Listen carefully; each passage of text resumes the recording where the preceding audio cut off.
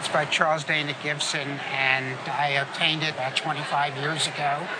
I saw it and fell in love with it, put in a bid, and walked away so I wouldn't overbid at the actual auction, and got it. So you were lucky, and it's very clearly signed down here in the lower right.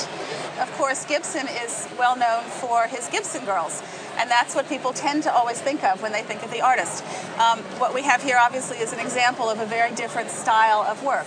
When we start to analyze the picture, the first thing we do is look for clues, and you have some wonderful clues here, because right here on the back,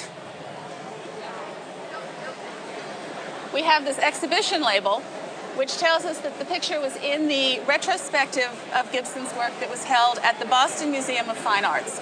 This also tells us who it's a portrait of, as we have Jane McLean, and not only that, but it was lent to the exhibition by the artist himself, which is not necessarily a clue to this, but very often we make the assumption that it's a work the artist particularly liked, that he was pleased with it and proud of it because he chose to have it included in this retrospective.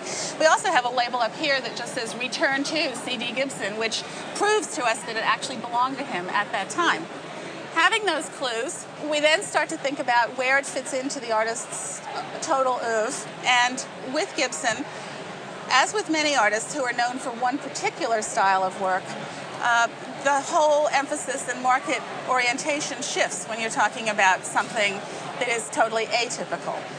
Portraits by Gibson, which he did quite a number of, do not tend to be as valuable as the best of his drawings. Even though they may appear to be more ambitious works, they are not what collectors want from Gibson.